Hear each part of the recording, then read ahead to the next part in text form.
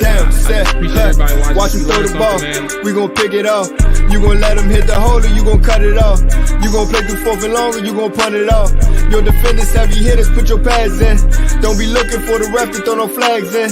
Keep the helmet on, keep the cleats tight. You the type to want to win by any means, right? You should look alive. This is Trap or Dive. Yes, sir. Welcome back to another episode of Trap or Dive Podcast. I'm your host, Mual, in here with AJ and Dre. Fellas, what it do, man? How y'all feeling, bro? Y'all good? Great, man. Shit, I've been enjoying some good bowl game for college football, man. There's been some good games on. It's gonna keep it going. I'm ready for this draft. You already know what time it is. You know what I'm saying? Everything but what's going on here. We ain't worried about the games right now. We only worried about the future. So I'm watching these college games. I'm acting like I'm about to get interviewed and hired by Josh Harris. You know what I'm saying? I'm over here doing my scouting. We know what time it is, bro. I ain't gonna lie to you though. I ain't even been watching that many bowl games yet, bro. I'm waiting for the real games to start, bro. The real college games to start, bro. What real? Hold up. I did see the USC joint. I did see the USC joint last night. No. What real games are you speaking? I'm talking about the ones where the first off the college playoffs, right? See, but then like the New Year's 5 or New Year's 6, like all of them. All right. The only reason why I say that is because I learned, bro. Like we both you and I gamble, bro. Like I realized you don't know nothing about none of these college games or college teams, especially around bowl season, bro. Especially when there's random matchups. Like I don't even want to waste my time with them. Like I'll watch them. Like if I ain't got nothing going on, admittedly I'll watch them. But give me the New Year's 6. Give me the ones where the stakes are a little bit higher, bro. I want them. I want to watch them. No, I get you more. Normally I would be with you, but I'm not watching the playoffs this year. It's bullshit and it's a sham. Oh, because Florida State. Florida State. Yeah, I'm not watching. I'm watching everything but the playoffs, Mo. So I forgot about that, bro. You rather have been there and got blown out? Hey, we earned the right to be blown out. They did, though, bro. They earned the right to be blown out. We earned that right to get blown out. Ain't nobody trying. But why? Ain't nobody trying to see that January 1st. Ain't nobody trying to see that January 1st. But let me ask y'all one question, bro. Because even with all that being said, like, I don't even think Alabama should have got in there after they beat Georgia, but Georgia ain't losing 2 years, bro. And that's another thing. Like, we were so focused about Florida State, which they should have been in there, right? Mm-hmm. But bro, they lose one game and they lose in the championship, right? You telling me they get bounced? Alabama was what, 6th or 7th when they won? And they climbed up, but it's the SEC bias. But AJ, we wouldn't have got blown out. You know why we wouldn't have got blown out? Because our defense on point. We got one of the best defenses in the country. It might have been an ugly game, but we wouldn't have got blown out up in there. Look at AJ's face, bro. Bro, y'all wasn't competing with nothing unless you guys might have went against Bama. Yeah, that's the only way. Like, I mean, Bama's offense is kind of hit or miss, but you weren't stopping Washington's offense at all. Why not? With our defense, people was worried about our quarterback. They weren't talking about the defense. I mean, I guess you guys can try it next year. You know, I don't know how you gonna get Keon. Well, they got 12 teams. They got 12 Jared teams. Verse. I don't know how you're gonna get the Keon Coleman and Jared Verse. That's what the transfer portal for. You know what I'm saying? We got the trade. Hey, we back in this. You know what I'm saying? We ain't doing number reloading and we ain't rebuilding no more. Right. So listen, man, let's go ahead and talk about the boys, bro. And before we even get started, if you haven't done so already, appreciate everybody who's tapping in. Twitter, Twitch, YouTube, all that good stuff, man. If you haven't done so on the YouTube side, hit that like button, hit that subscribe button. If you're on Twitter or Twitch and you haven't got to the YouTube side, man, go ahead and do that. Trap or Dive on YouTube, but you're gonna find us there, man. Hit that subscribe button. If you are on the audio side, as always, bro, we appreciate it if you get a rating and review. That helps us out, bro. It helps us compete with some of the big dogs. You know what I'm saying? So go ahead, help us out, bro. Get us them ratings and reviews. That's definitely appreciated. On the show today, it's going to be a little abbreviated show, so we're going to go ahead and get right into it in a split second. We got Amp coming up soon. Amp is a good man from actually from the DMV, but he covers the Jacksonville Jaguars. He moved down there in a little probably some time ago. I don't know. But he covers the Jaguars for Locked On Jaguars, man. He's there day to day. And after their game against who did they play this week? The Buccaneers. There was a lot of controversy and discussions on Twitter where Ant was actually like right in the mix. He was in the heat of the battle talking about Trevor Lawrence's future beyond his rookie deal. And I think that's going to be somewhat it's an offset. It's kind of a change up from the discussions that we had going on, but it's definitely a discussion that is at the very least worth talking about as you kind of have that perspective of quarterbacks here in Washington, Sam Howell included. So we're gonna be talking to him in a little bit. Hopefully you all enjoyed that conversation, all that good stuff. Fellas, let's get into it. Last time we talked, Jacoby wasn't named the starter, but we kind of figured that was on the way based on what Ron was saying. I phrased the title of this podcast saying, excuse me, Brissett starting versus San Fran means what? We can kind of start there. Now that it's official, what do we think that means? What do we think that means for Ron? What do we think that means for Sam? What do we think that means for Bieniemy? Let's kind of dive into it a little bit while we got some time waiting on Amp. Dre, you got the floor first, man. What you thinking? Well, I mean, you just get the feeling, we talked about this, that they wanted to do this before. This isn't the first week they wanted to do this. It just was the convenient week to do this. I mean, I don't really have too much against it. I know a lot of fans are like, oh, they can just ride it out with Sam, which I agree with to the extent that I don't want to win any more games. And I feel like Sam not going to give you a chance to win any games. Brissett might get you in it. But I mean, with who you're playing, it really kind of doesn't matter at this point. Depends on whether the Cowboys are playing for something or not. But for Ron Rivera at this point, I don't know necessarily what it means for him, because I think he's just done and cooked regardless. I think the only thing that Ron could kind of benefit from this, and this is something that's only personal to him, and it's something I just kind of realized today, is that record. Yeah, that record thing. Now, that could be something on Ron's mind. Like, I can see Ron having that kind of, ego, like, man, I don't want to go out of here under 500. I mean, that's the only way I can see that benefiting Ron in any kind of way. Now, EB might be the only person that this really benefits from at the end of the day. If Brissett goes out there these next two games and he performs like, similar to what he's been doing when he comes in relief for Sam Howell, if he comes out there and the offense is jumping and the offense is flowing for 2 games against the 49ers and the Cowboys, especially if the Cowboys have something to play for, then the narrative kind of shifts and changes around EB, because even up to this point right now, you still have a lot of people questioning EB and saying he ruined Sam Howell and he had a big fault in Sam Howell's development or lack thereof. So this is the person, to me, with the news of Jacoby Brissett starting, that seems to benefit the most if anything positive comes from it. Now, as far as Sam Howell, I think what it means for him, it just means that he's not starting in this league at this point. I mean, I don't know if it means he's ever going to. I mean, I'm sure he'll get something somewhere else, or maybe even here, depending if he's staying here and someone gets hurt, whatever. I don't think, the door is shut on him as far as becoming a good player in this league. But I do think that it hurts him in the eyes of whoever comes in here next, as far as the GM goes, the coaching goes, because now they're looking at it like, man, damn, like this dude got benched a couple of times. I mean, you see the tape. I mean, you saw the flaws that he had are the same flaws in the tape that he had in college. So it just shows kind of that lack of progression, and shows that it's hard for him to kind of get out of his fatal flaws. So that's what this news does. It hurts him in the sense of he's not going to go into this offseason, or this team is not going to go into this offseason thinking we got a guy here. No, because we right now are playing for a top 3 pick at this point. I mean, depending on what the Patriots do, we're not going to fall probably outside of number 4. So you're looking at the quarterbacks in this class now, and Sam Howell does not stop you from doing that at all. So that's what this news really signifies. But at the end of the day, again, the person who seeks to benefit the most from this would be Eric Bieniemy.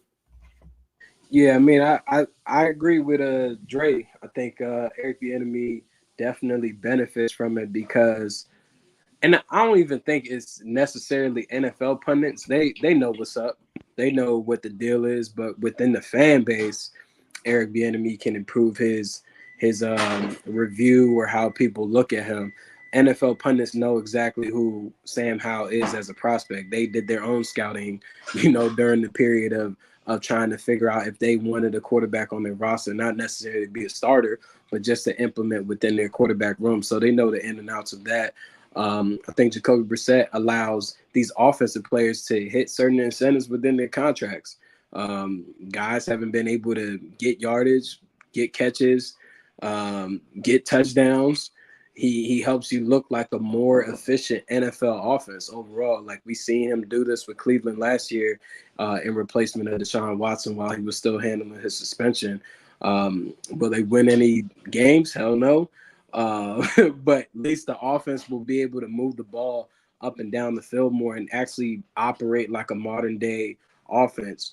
And I think that will help with some evaluation in regards to the remaining players, because everyone is pretty much on a trial basis with the new regime that's going to be coming in. No one knows exactly who's going to stay, who's not going to stay. You could be second round pick, first round pick, doesn't guarantee you a job with this new regime because you're not one of their guys. We've seen this is how most teams operate when they hire new front office executives and new coaching staffs. If you're not one of their guys or they didn't view you highly in their process with whatever team they were with prior, more than likely your chances of remaining on the roster is slim to none. So even for Sam Howell, you know, he may not even be a number 3 here next year due to the fact of not being one of those guys. They might want to go draft their own developmental guy because that's essentially what Sam Howell is at this point. He can't even be your number 2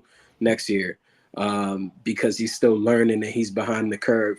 So, yeah, that's pretty much how I view the situation with Brissett. But I just think overall, when you look at Ron Rivera's tenureship as a head coach, man, it's always a little bit, not even a little bit too late. It's too late, pretty much.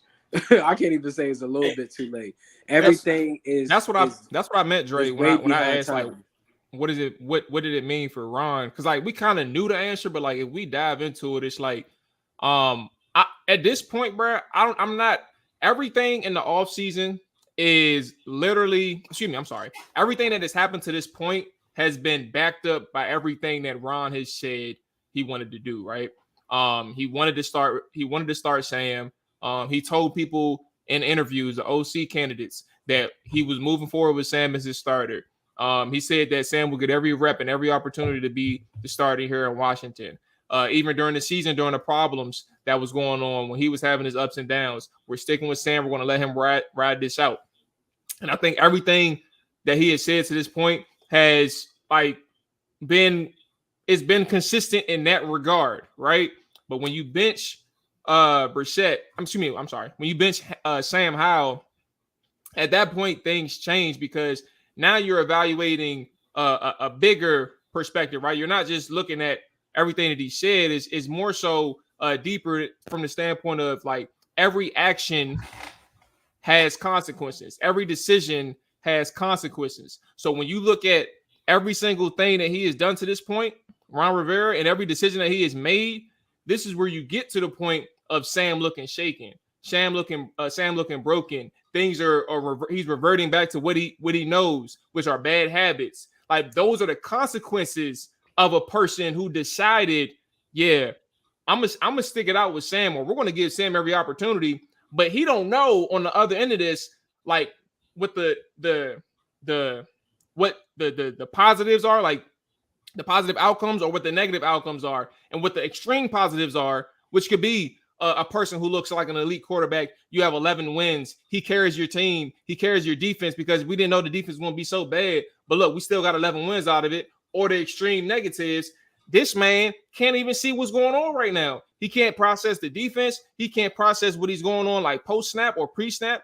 He's looking shaken. He's scrambling out of empty pockets. Those are the extreme negatives. Those are part of the consequences in which you get as a result of going with that fifth round quarterback who has little to no experience because he only played one game. And I think that's what I was kind of referring to when I said, what does it mean for Ron? It's a person who tried to take a huge risk. We knew it was a huge risk, but you felt like it's like this sense of naivete. Like, what are you really doing to protect and develop this guy? Like from your standpoint, because development doesn't look like a person who regresses towards the end of the season, regardless of what type of defense he's facing. Like, what is the offensive coordinator doing? What is the head coach doing? And I think that is, from a Ron perspective, one of the worst things he could have ever done. Never mind the fact that he mismanaged the quarterback position his entire career here in Washington. But you really had an opportunity to do things a different way with Sam, and this is the result that we are. Like, I'm very objective when it comes to Sam. In terms, I'll give him his praise. You can, for people that's listening and watching, you can look that up through the film sessions on YouTube and on Twitter, right? But I'm also going to talk about the things that he does bad, and I'm going to show that too. And every single one that I've shown lately ain't been good. So I'm not going to hide that, and I'm going to make sure that y'all see it too. And that's kind of the results that you get from a head coach who says, "Yeah, man, we're going to rock it out with Sam, bro. He's going to bounce back." Or a month ago, he's our franchise quarterback, and you benched him twice, and now he's not even playing against San Francisco.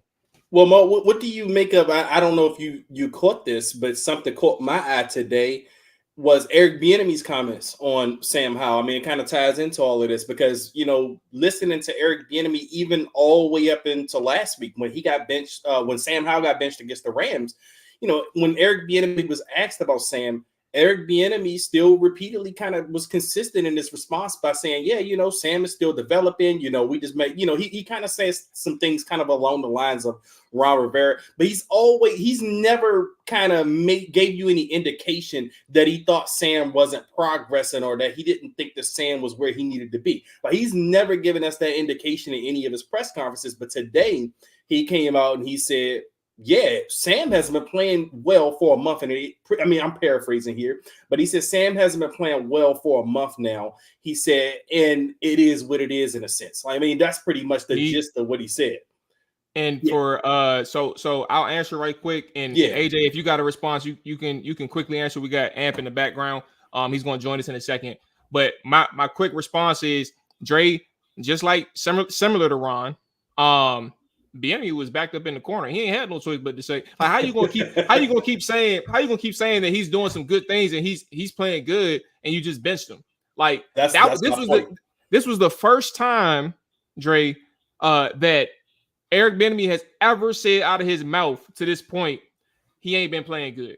Yeah, like, he's always said we got things to work on. I love where Sam is in his development. This was his first time ever that he said that Sam ain't playing good. He was backed into a corner. You can't lie yourself out of that. And for compared to Ron, I don't even think Ron ever said that Sam ain't playing good. I just think he said he's struggling or that he's afraid about his confidence. But he needed a break. AJ, if you got the floor, and then we'll get Amp up. Yeah, I mean, EB got to be PC because of the situation and position that he's in. But I think we all know that if it was up to EB coming into this job and actually getting to be hands-on with Sam Howell, that Jacoby Brissett would have been his starter from day one. It would have never been Sam Howell. All right, there we go. So like I said, we're gonna go ahead and get Amp up, man. Like I said, he's the host of the Locked On Jaguars podcast, as well as the Locked On NFL podcast. Last time we had him on, Brad, like it was a great conversation. I don't even remember. I think we were previewing the Jags. I don't remember, but I want to say it was the season opener. Yeah, I was like, what did we play? All right, we was previewing the Jags game. We got Amp on, man. Great conversation.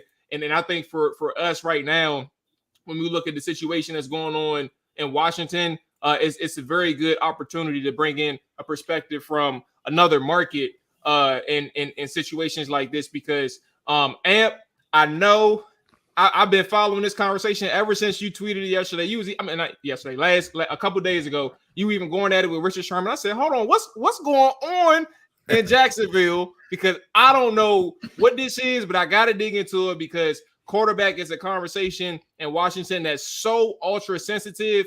You were a person who stood 10 toes online stating your opinion, right?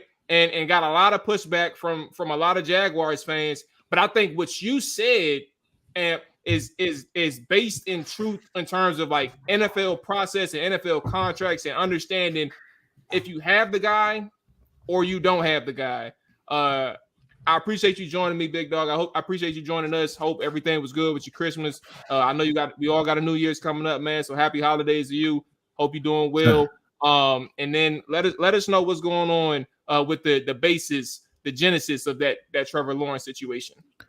All right, so and thank you for kind words, and thank you for having me on too. You know, Absolutely. You're my man, Mual. And so during the Jaguars broadcast when they played the Saints, I believe it was in New Orleans, it was an Amazon I think it was an Amazon broadcast, and Sherman had tweeted out something about Trevor Lawrence. I may have tweeted first, and he tweeted it, and I said that Trevor's a little more generational than you think. I mean, because I've been here, I've been to practices, I watched the games, and I understand the context of those games. I know what he has and what he doesn't have. I know exactly how bad it was when he was a rookie, right? I will agree with Sherm on one thing. I never thought he had Patrick Mahomes, Josh Allen, or Aaron Rodgers throw a strawberry through a locomotive arm. I didn't. I never thought that was him. I thought he had a really, really good arm. And he was more Peyton Manning, but with legs, with a little more ability. I thought he would be more, instead of being the rocket arm dude that makes these unbelievable throws like the guys that I mentioned, I thought he would just be more cerebral with a little bit more athleticism. And early on, Trevor has made some throws, man, that you would not believe. He's made some throws that maybe 10 guys in this league can make, right? And I remember those games. I remember the throws that he made to come back against Baltimore, the touchdown that put him within 1, and then they went for 2. I remember all of that stuff. So my view of him is a little bit broader. I respect Sherman's view because I'm sure he's going to the Hall of Fame, right? And he played for a long time at a high level. And I'm thinking that his opinion of Trevor comes from a player perspective. Like, I have no fear of this guy if I'm the corner, right? Or I know he's eventually going to do something and I'm going to be able to capitalize on it. So I never try to disrespect him. Now, the Jaguar fan base is a whole nother deal. I know what's going to happen. As soon as you get into it, they could feel the same way you feel. You just can't say it. And when you say it and you talk bad about Jaguar fans, they are real good at roasting. They like the fat, ugly kid in school. When he grows up, don't roast him at the barbershop because he didn't heard it all. And he can give it to you. So Jaguar fans have heard enough from people throughout the years where they snap back is crazy. Their game is crazy than anything you'll see up in Simple City and Benning Road or in the Bronx or down in Miami. I'm telling you, they can do it with the best of them, right? And that's the thing that he's running into now. Now, I did tweet last week, the Jags can't extend him right now. And everybody thought that I said they shouldn't extend him. They should just let him become a free agent in 2 years. That's not what I said. I said they can't extend him. He's next up after Jalen Hurts, after Lamar, and then after I think Tua still has to get done. But the kid in San Diego, the kid in LA, the Chargers, he went. Herbert. Herbert went. So Trevor was the next obvious guy, right? You get into the beginning of that 4th year, and that's usually where the extension comes. That's where it came for Burrow and other people. These last 7 or 8 weeks, really the last 4 weeks, he's turned the ball over like 9 times, bro. So my point is right now, when you don't have to do it, I wouldn't give him no contract extension this year because you're talking about $160 million guaranteed, $250 million overall, and you're making that commitment. What if these turnovers never stops and he becomes Jameis Winston? Since he's been in the league, he has more turnovers than anybody. What do coaches hate more than anything? Turnovers. Right? No matter how good you play. Everybody talks about Jameis 30 interceptions. Yeah, almost 5,000 yards and 30 touchdowns too. But that wasn't enough because of the turnovers. But I want to ask you now, I'm not to cut you off, but I mean, at the beginning of the conversation, you kind of alluded to you think Trevor is more generational than people think, but in the same token, you're saying you're not ready to kind of extend him. Can you kind of expound on more what you think he's generational at? Like, why do you think he's generational in a sense? Well, he's tough as nails, right? He's 6'6". He can make every throw. Remember, I talked about those difficult throws. So turnovers, we think you can fix them, right? Those throws that he made, the ones that I'm talking about, and there's been 10, 12 of them, you're like, oh my God. And to think about this, 68% completion percentage last year, 25 touchdowns and 7 interceptions. It was the total opposite of what he's doing now with the turnovers, which some people can say comes from the fact that the interior of the offensive line is bad and they can't pass block, especially the center and the left guard. So when that happens, teams are pressuring him up the middle, forcing him to run, which automatically cuts the field in half. If you're a quarterback you don't throw across your body. And then you're limited with your outside options. And this guy's overcome just this year alone a knee, an ankle, a concussion, and now a sprained AC joint. And he practices today and he wants to play.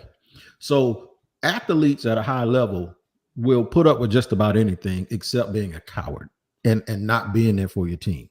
The thing that he does is he's a gamer and he wants to play while they're in trouble and he wants it on his shoulders. So that has to say something, right? You saw a dude in New York say, I don't know if I want to play, man. I might risk myself. And somebody had to talk to him and talk him into wanting to play. Trevor doesn't have that problem. Trevor wants all the smoke. So the mental aspect of it, I think he has it. I'm worried that they're going to ruin him by having him run too much and getting hurt. And by there not being a running game to help him, I think they're going to mess him up if they don't get some people in here that know personnel a little bit better. So here's clarification for you. Am I still committed to him as their future? Yes. Do I have to give him $150 million before the next 2 years? No. I was all ready to do that because I felt give it to him now, you get a little bit of a discount because the price of that brick keeps going up year after year. Even if you're not good, it's just your turn. And we've seen Kirk Cousins cash in on that rule, right? So I'm thinking like get it over with, make the commitment, let everybody know, let free agents know. But now I'm thinking you ain't got to do that. He's a rookie, a first round pick. The first 4 years, he's yours. And you can exercise the 5th-year option tomorrow. Now, there's nothing that says that if he plays well, you can't go ahead and throw the 5th-year option out and go ahead and extend him after that. But when a guy has turned the ball over at the rate that he has turned the ball over, I have no doubt that he can turn it around. But I'm not going to sign a $155 million check while I have to explain that. Well, when you give a check like that, there is no doubt, right? I guess for me, I would look at it from a standpoint, like you said, getting it at a discounted rate. If he's having a down year, right, you can go ahead and get that extension at a lower rate because, as we all know, quarterbacks are going to continue to get paid in this league, pushing up that number even further, right? And even from Trevor Lawrence's side, let me get some new money in here. And on top of that, I'm experiencing a lot of injuries. So I also don't know my health going into the following year and even possibly getting to a 5th year of this deal. So I guess what I'm really trying to ask, do you feel like the front office, Trent Baalke, the Khan family, are they not committed to seeing this thing through with Trevor Lawrence and even like the aspect of, us kind of crossing platforms in a sense with Trevor Lawrence is because Washington is in a situation where they need a quarterback, and that possible prospect that is being thrown out there, DC's own Caleb Williams, is being viewed by many as being generational. But, a lot of people feel like that term is overused. You still feel like you see the generational aspect in the Trevor Lawrence, even though he's having the issues with the turnovers, whatever. What more can Jacksonville do to push this guy to that generational status that everyone has had since he came out of high school? I do think it's an overused term to explain myself, and I'm glad you said that.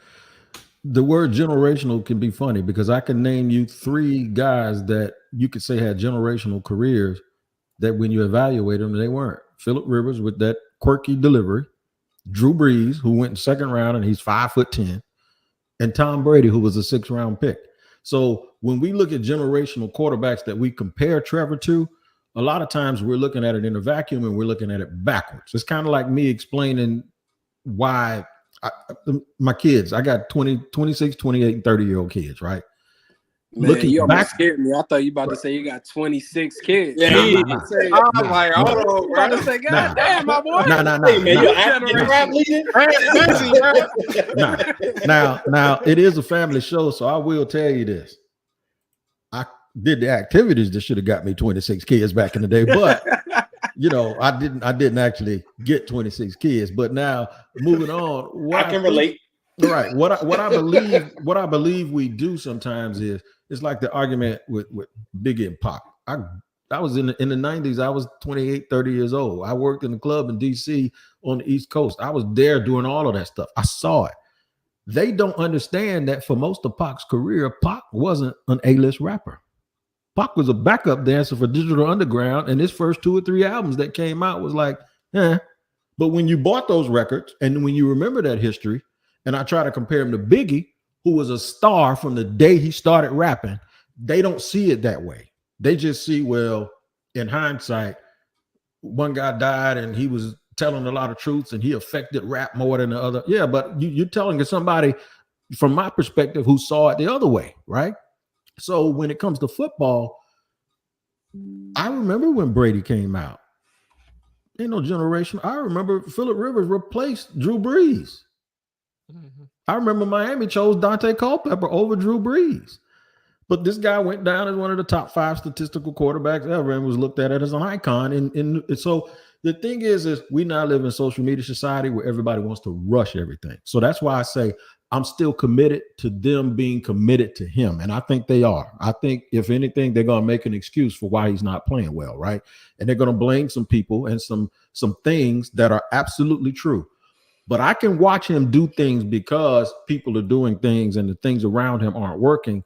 And it's not a binary issue for me to also say, and he's doing some stuff you ain't supposed to do if you're getting $150 million guaranteed. So what I meant about the discount is this. If he's next, they just going to go $1 million above the last guy. Go look at Jalen Hurts' contract and then look at Lamar Jackson's. It's just like this. Bang, bang, right? Another step. So if Trevor's next, it's bang right here. If 2 or 3 guys get extended in between now and 2 years from now, it's bang, bang, bang, bang, bang, because he's next. Even if he's not better than that guy, he's going to get paid that much. So my point is when you didn't have a doubt about him at all, go ahead and start working on extending him. But now the doubts have creeped in terms of the turnovers. That is the big word. It's not the incompletions. It's not whether he has the arm talent or he can't read defenses. None of that. If you have a propensity to turn the ball over, that is the thing. Just look at Jameis Winston. I'm telling you, he's like this now. Jameis Winston should actually be starting for a whole bunch of people in this league. But the reason why he was, it ain't got nothing to do with arm talent. Jameis Winston is top 10 as far as being able to place the ball 30 yards downfield. He was number 1 pick for a reason. It's the turnovers. And that is what head coaches and offensive coordinators cannot live with, because that is a Debbie Downer for the entire team. The defense get mad if you got to keep getting back out there over and over. They be like, hey, this joker again. You know what I'm saying? But the context is how is he turning the ball over? Can you point to these turnovers and say, man, Trevor is not reading the field? Yeah, go ahead, Mual. I wanted to add to that because I'm like, they invested in bringing in who I view to be a number 1 wide receiver, Calvin Ridley, coming off of suspension. So what's the one meme is like, what more do you want from me?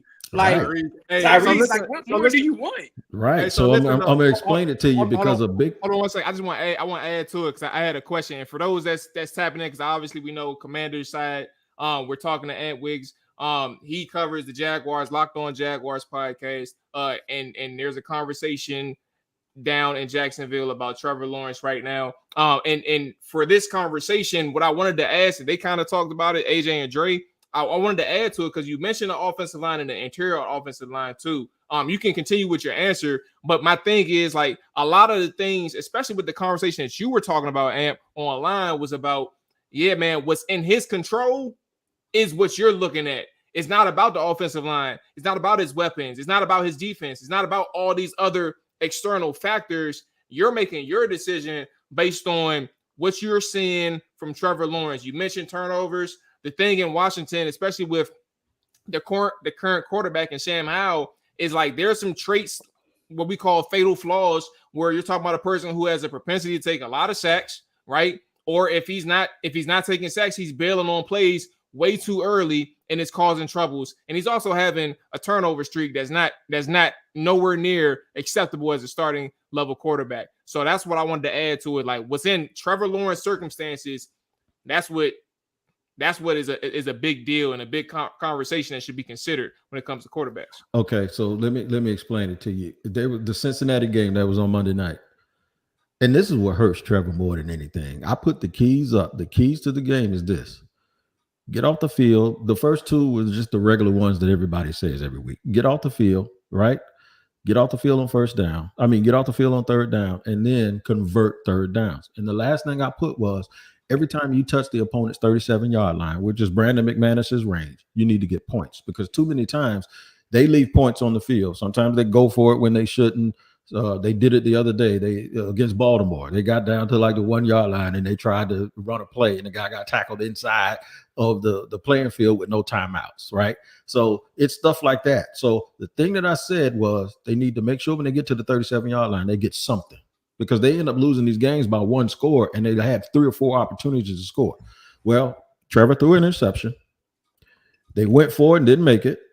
McManus missed the field goal, and Trevor ran on third down and had the first down and just dropped the ball. I don't know if y'all saw it. It's just So these things happen on his watch.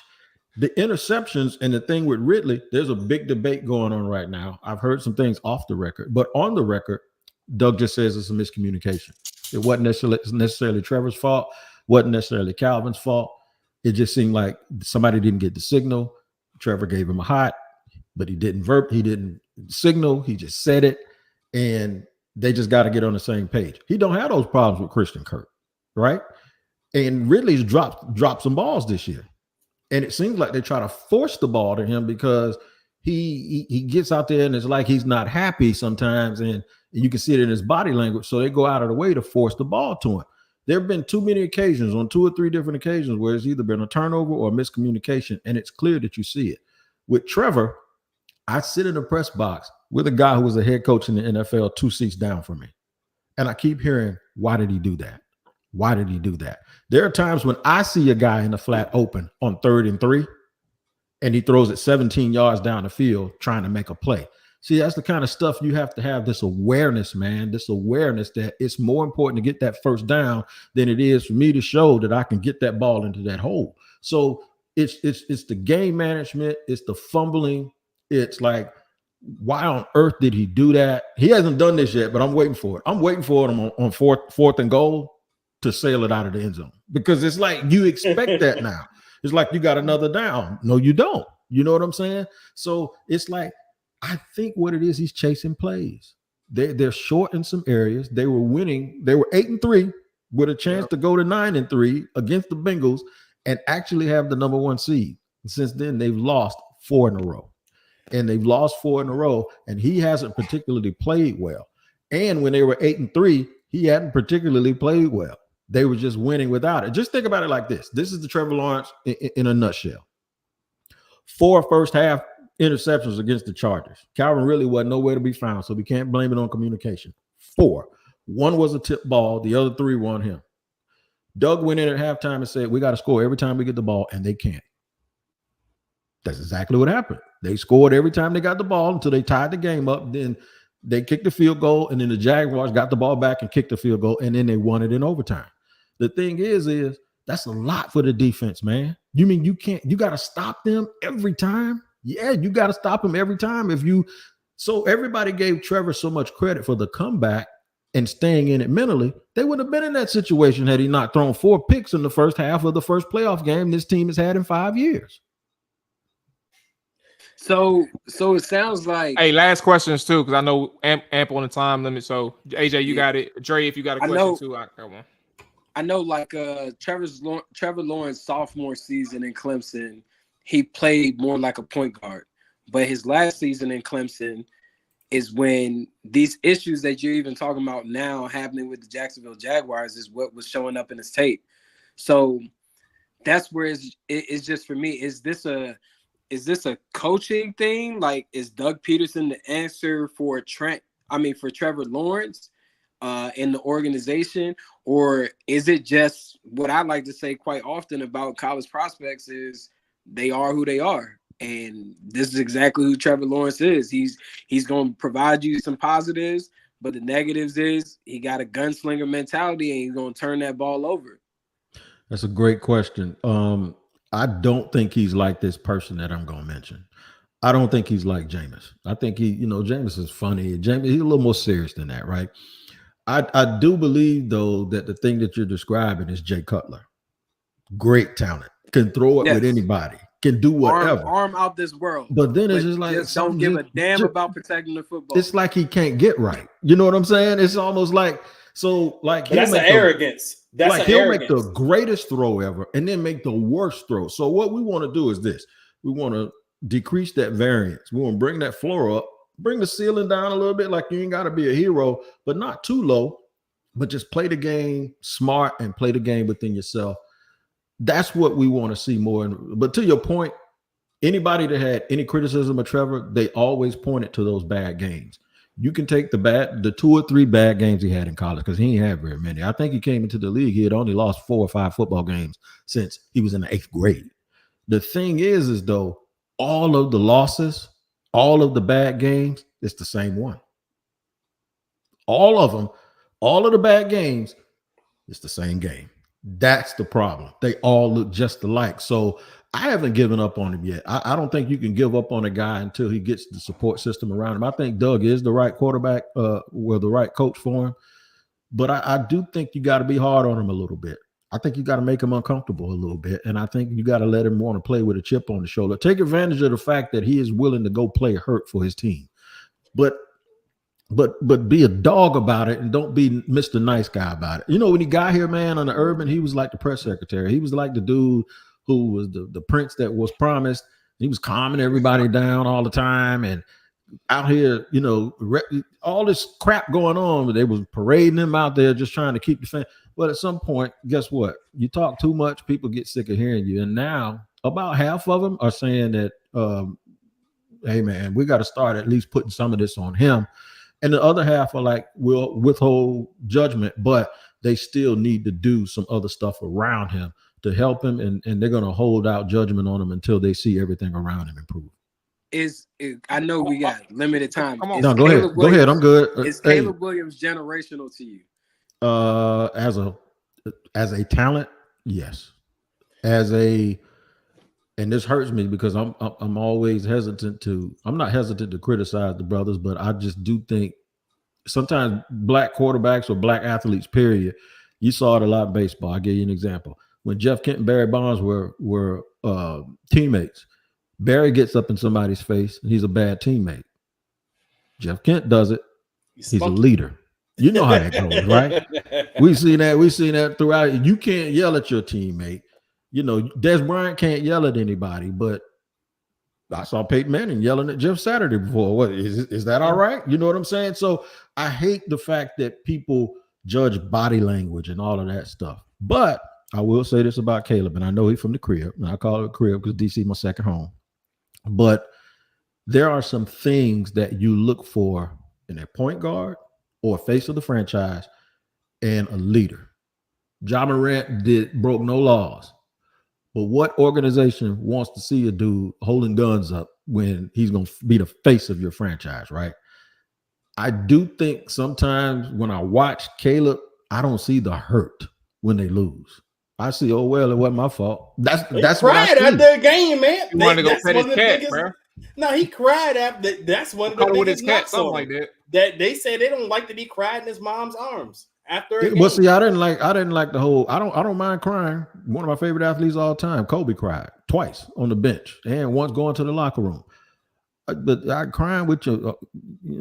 Did he get breastfed too at the same time? Why you on your mama chest like that? See, so I am gonna look for some stuff, and I'm like, I might not have a problem with it, but I'm looking at those other 53 alphas over there. That most of them Q dogs, and some of them went to college on scholarship to avoid jail. You know what I'm saying? I'm thinking like, what they gonna think when they see, man, I've been around them dudes, man. And it's something I used to tell my listeners when, and it's not about me, but sometimes I don't like people doing that. I even said it's hard to look at a guy's body language and all of this. So it's not like you're angry at what he's doing. You're probably more angry at what he's not doing. And what he doesn't do is look presidential and quarterbackish sometimes in those situations. And that's what you actually need in that NFL. It's almost like the NFL is very unique in that way. And there's just a certain way you want your dude to act when he's going to be your leader. And I think sometimes with Caleb, unfortunately, those people don't see it that way. They want you to be like Russell Wilson was too much of that. And Sean Payton started cutting through it. Stop kissing babies. We need you to do this. You know what I'm saying? Sean they want like day one. Yeah, they want guys. They want guys who they don't want RG3s either. The dude that's in the owner's office. Mm-hmm. I want you with your teammates. I want you with your teammates. I want when you walk out of the building, if I'm looking out this window, you're walking and they're following right behind you. They do little silly stuff like that during the draft process. Have 30 guys in for a meeting, put certain magazine out. Who grabs the maxim? I want my middle linebacker to grab the maxim. They do stuff like that, man. And I want my quarterback to grab National Geographic or Maxim. It does not matter. I'm telling you, these dudes psychoanalyze every single thing, and they wonder how's that going to play in our community? How's it going to play with his teammates more than anything? And sometimes I like quarterbacks that play on schedule and off schedule. I don't see him play on schedule much. I see him play a whole lot off schedule. So to me, the teams that win outside of anybody coached a quarterback by Patrick Mahomes, most of them played on schedule. And for me, for my final question, and this is going to kind of tie into the Commanders situation. Like, there's a big debate within the fan base right now, and you should probably have some insight on this because I don't know I don't follow Jacksonville's day-to-day and their roster personnel, all of that, whatever. But before Trevor Lawrence was drafted, was there a conversation? How was your offensive line situation, first off? And was that a big conversation before you drafted a guy like Trevor Lawrence is the pulse of the fan base? Are we worried to draft a guy and put him behind a mediocre or not so good offensive line? Or is that something you factor in when you're in a top 3 pick type of situation and you have these quarterbacks? I mean, Trevor obviously had the generational label. Caleb has the generational label, whether we like it or not. But these guys, are touted in strong quarterback draft classes. And a big conversation and a big debate within the fan base right now is you can't put a quarterback behind the current offensive line that you have right now. Is that something that deters you from drafting a guy of Trevor Lawrence or Caleb Williams caliber when you're worried about the offensive line? Or do you just go get those guys and then you fix everything and worry about kind of building around them after? Yeah, that's a good question, man. And I'm glad y'all let me stay on long enough to answer it because one of my pet peeves in the draft is, now I know they all look at the draft in 2 years. I was told that straight up by a scout and a GM. You look at it in 2 years. What can you get next year that you can't get this year? This past season was a bad draft. The Jaguars had 13 picks, couldn't trade none of them. Nobody wanted them. They were trying to give them away. Nobody wanted them because it's like, no, we'll wait till next year. And most teams were deferring draft picks until they were doing stuff to load up in this year's draft. So I think you have to take the player whenever you can. You ain't promised to be able to get a generational type quarterback or let's call it a franchise quarterback, somebody you can ride with for 12 years. You might not, you improve that offensive line in those trenches enough and you can get a journeyman in there. Y'all trade for Jameis Winston and you start winning 8 games and now you stuck back in Never Land again where unless you get lucky, nobody's going to fall to you, right? So while you're here, take him. You got free agency. You got a whole bunch of ways you can fix your line up, at least patch it up to the point. There's a difference. You can patch it up with guys that just know how to roll out of bed and play because they've been doing it 8 to 10 years. And then you can have developmental guys. The key is to try to have both of them because, you don't want to be patching your lineup every single year because they have to have the continuity and the cohesion and the chemistry and all of that stuff. But I would just draft a player. The quarterbacks are very, very hard to find. We can name 7 or 8 of them on both of our hands right now outside of the rookies and the young guys. Name 7 or 8 of them that we think we can win with. If you think you can get one early that you can win with, you better get him. I don't care what. You can fix that line up, man. You don't have to play him. You can just sit him and use your 2nd and 3rd round picks and address the line and then go out and get a veteran and let your pro personnel department find that gem of a dude that they have a beat on because I scouted him when I was somewhere else and I liked him, but I don't think they give him a fair chance. Let's go get him. And you can patch that line up or start building that line up with that quarterback. But it's hard to find a real good quarterback. So if you're there, I would take him if I was Washington. I tell you, I wouldn't touch that kid out of North Carolina. I'd take the boy out of LSU before I take Drake May. Hey, I'm so glad that Amp said what he said. Not even the last part with LSU part, right? He said even if your offensive line or the surrounding help, right, isn't where it needs to be, you draft a guy and you don't even have to play him. That's an alternative that nobody even considers, right? You get your guy and you sit him for a little bit because we know this situation ain't gonna work. So let me go ahead and re-sign Jacoby Brissett. And let me go ahead and let him play. If he wants to play, if he wants to stay here, we're gonna go ahead and let Jacoby Brissett play for a little bit, and we'll make sure that if everything in the right circumstances are right for our rookie quarterback or our second-year quarterback who was drafted second overall in the 2024 draft, we'll let him play. But my last question for you, Amp, because Drake kind of actually asked the angle that I was going to, I would kind of ask this question from this standpoint. When you look at, you had mentioned the part with, matter of fact, I'll go this way. Even if, say, like the concept of drafting a guy, right? Jacksonville drafted, I'm gonna have to go back in the memory bank for this one. Blake Bortles, he was the first round draft pick. Then you had Trevor Lawrence, who was the later first round draft pick. You had another. You had another draft. Blake Bortles wasn't he a number 5 pick? 2. Why you guys? Number 2? Number two. Weak quarterback class, I think. Yeah, something like that. And then I want to say it was another draft pick before or after Blake. Gabbert.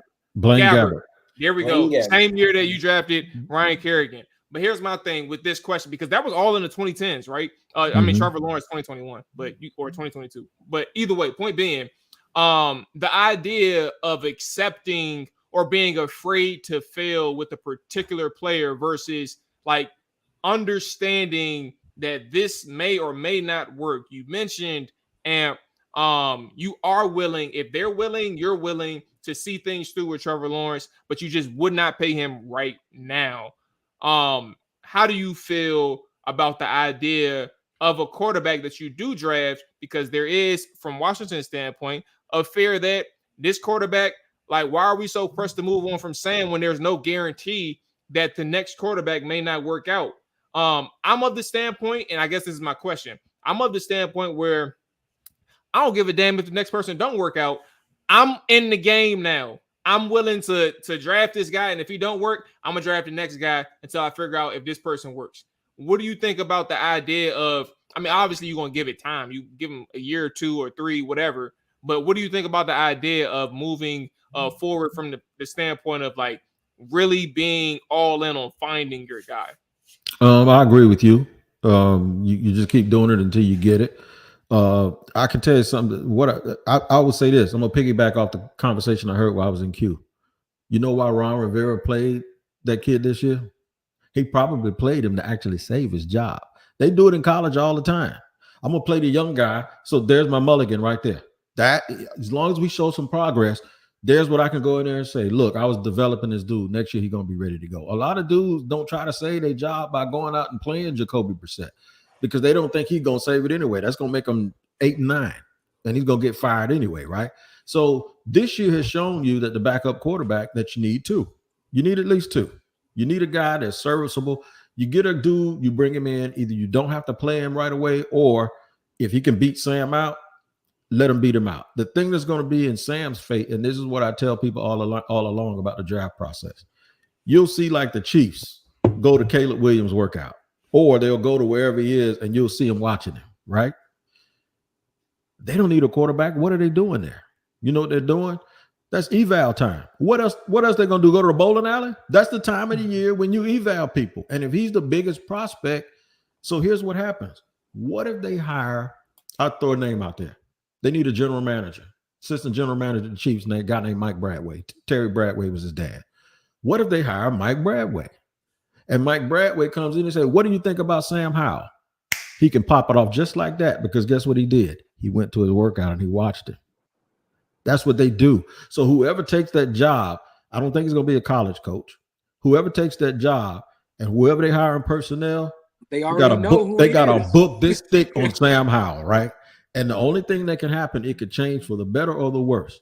Then they'll go with the coach and sit down with the pro personnel people and the scouts, and they'll watch the tape of what he did with Washington. If it's that's exactly what I thought he was, then they ain't gonna ride with him. But if it's you're a little bit better at this than I thought he wouldn't be able to survive in the NFL because he was short, he was this, he ran too much. But no, we got something to work with.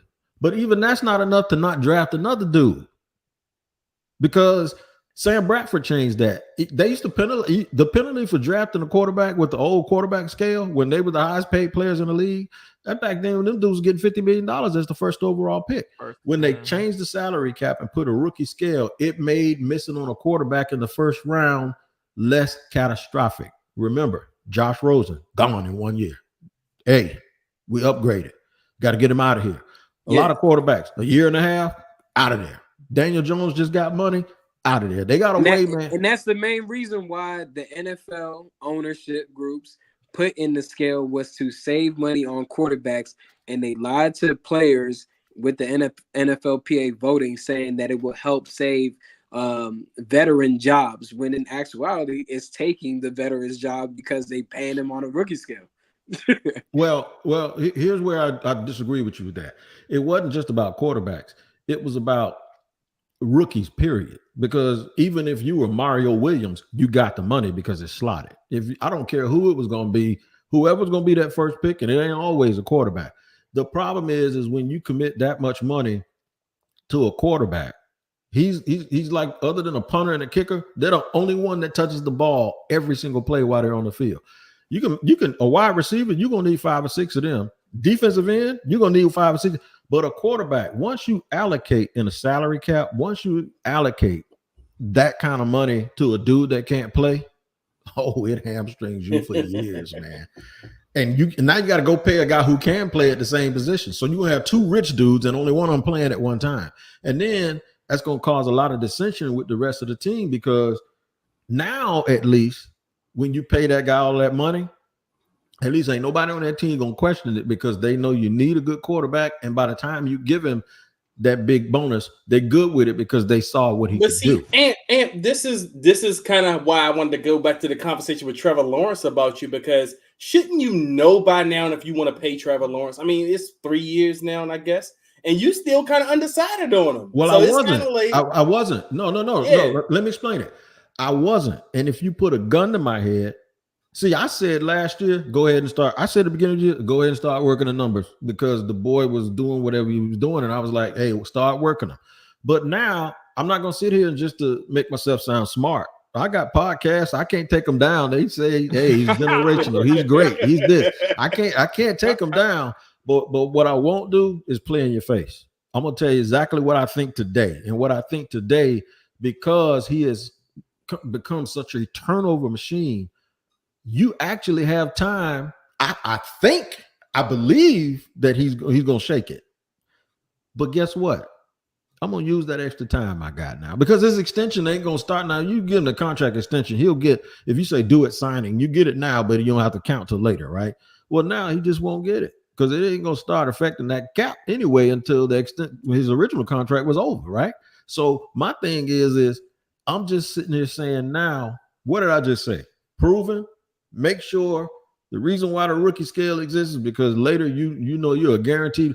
I can't honestly sit here if he finishes the year with 13 turnovers in the last 6 games, justify it to anybody in my organization, fans or locker room. He'll probably be laughing. While you're losing.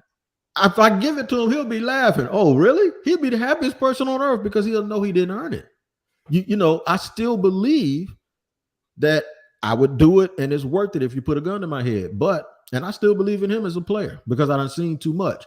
But the turnovers change everything, because we can sit here and talk about an overthrow. We can say completion percentage. I don't know how many of those balls are balls that he threw away that he avoided sacks. The undeniable thing is turnovers, especially the ones where you can sit and point to him and say, this is on you. Doug said it. I can't play for him. We can't turn the ball over. We got to stop. I can't do it myself. When you say, what position did he play? He played quarterback, didn't he? So when he say I can't do it myself, we think he's talking about quarterbacks. Yeah, and man, hold on. I was just gonna say real quick. Yeah, I appreciate you, Mual, for even thinking of this ideal of bringing in Amp. As always, great guest, knowledgeable.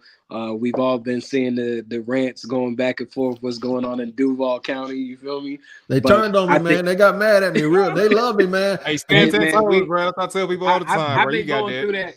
I've been going through that all season with Sam Howell, and I think that the franchises actually have synergy at two different points. Before you guys drafted Trevor Lawrence, that last year in 2020, you had Gardner Minshew, who pretty much is a resemblance in some aspect to Sam Howell. Some people probably in Jacksonville thought that, hey, we should run with Gardner Minshew going forward and draft. I don't know who else came. I think Miles Garrett come out that year? No, I'm probably tripping. But the Trevor year was quarterbacks. They thought just go with him and go get somebody else because it was two straight quarter. It was Trevor and the kid and Zach. It was the kid and Trey Lance as well. He was after. Yeah, right. So I think it's a great way for fans and our listeners to look at it and see that, you know, going with the option of an offensive lineman versus a quarterback isn't necessarily beneficial. You can still do both at the same time. So I applaud Mual for, you know, bringing in that aspect, and you also providing the input. And you know, you still view Trevor Lawrence to be generational. Yeah, but he don't want to pay him yet, though, AJ. No. He don't want to cut the check. Because you know what, you cut. Hey, once you cut that check, if he keep throwing interceptions, you're gonna be up there. That man with that mustache gonna come look at you and like, hey man, what's going on with him? So, hey, but Arizona in that same situation, though, they gave Kyler the check, but they might have to replace Kyler right now. You know what I mean? And see, in that position. But the thing about it, he has trade value. Trevor has trade value too. Believe it or not, if Jaguars, they ain't gonna do it. But if they say, what y'all got for Trevor Lawrence? Somebody send him 3 draft picks right now. That's in the top 5. I know the Giants would in a heartbeat. So the thing is I'm not saying he's bad, but and this is the parallel I'll draw with us. If you don't mind me, give me a couple of minutes. I'm not saying he's terrible. So if I would have told the Jaguar fan base, you guys will be 8-7 facing Carolina and Tennessee the last 2 weeks. If I'd have told them that at the beginning of 2022, they say we'll take it. Man, they would have been giddy. You got to understand, they went 9-8 last year, bro. And these people were around doing cartwheels. They thought we was going to Super Bowl this year. So what happened is those expectations, they flipped. And once those expectations flipped to, man, we 8-6, man, and we 8-7, and we got Tennessee and Carolina. You know what somebody told me today? Man, we ain't gonna win now one of those games. We're gonna be home. It's just like when they didn't have Trevor Lawrence, they wanted Trevor Lawrence, right? And now they got Trevor Lawrence, but now they want Trevor Lawrence to take that next step. It's not, we ain't just glad to have you anymore. Now you have to do something. It's kind of like picking up one of them girls at Club 55 or Penthouse up on Georgia Avenue. And after a while, you're like, no, you don't do nothing. Whatever it is, I ain't been up there in a minute like that. And when I do come up there, I don't come nowhere around y'all young brothers. I see y'all coming. I stay away from y'all. Baby. Hey man, next time you ready for the Penthouse, bro? Talk to your boy, bro. We're gonna go to the house. Take you to the stadium. I used to roll up there, man. Is Ibex still open too?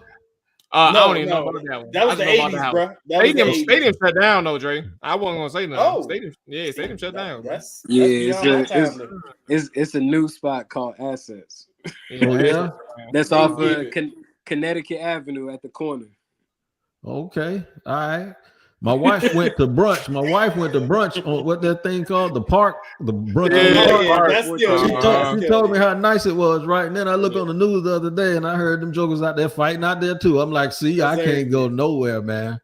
I'm gonna stay out up in Marlboro or somewhere when I ain't coming in the city. Come to Waldorf. And you know what?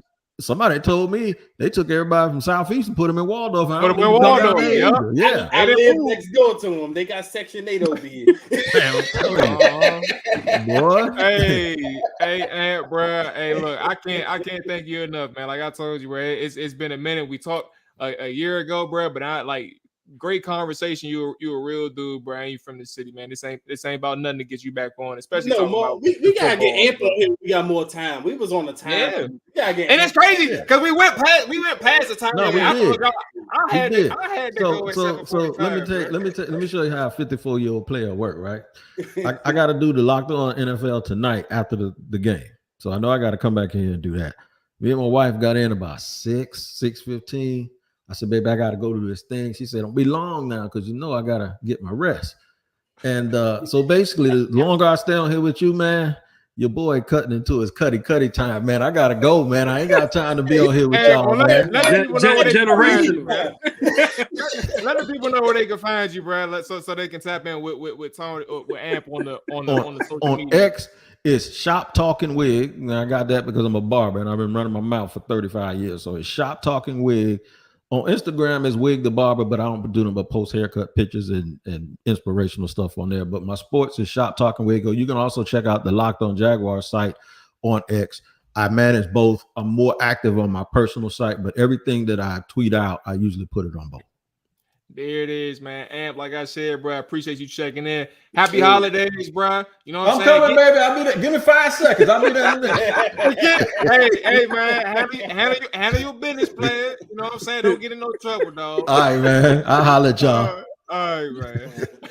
There go. And this Trap or Dive episode was sponsored by Blue Chew. Blue Chew, baby. Shout out to Blue Chew, baby. That shit works. There you go, bro. hey, so listen, man. Look, like I said, I had to get out of here at 7:45, but hey, great show, great discussion with the man, Amp, AJ, Dre. Appreciate y'all for all of us being here so we can have that conversation. Like I said, for everybody that's listening, if you all got your parallels from that conversation as it relates to Washington, that was the goal. So y'all let us know how y'all feel. Rick, I see you in the chat. Homegrown, I see you in the chat as well. Everybody else, I appreciate y'all for tapping in. Dre, AJ, we'll be back post game against the Niners. We'll talk a little bit about that. We all gonna predict the Washington loss, so we're gonna pray for one because we need to keep that draft pick active in a live top 3, all that good stuff. So, fellas, enjoy the game, enjoy the weekend, all that good stuff, and we'll see y'all Sunday, man. Peace.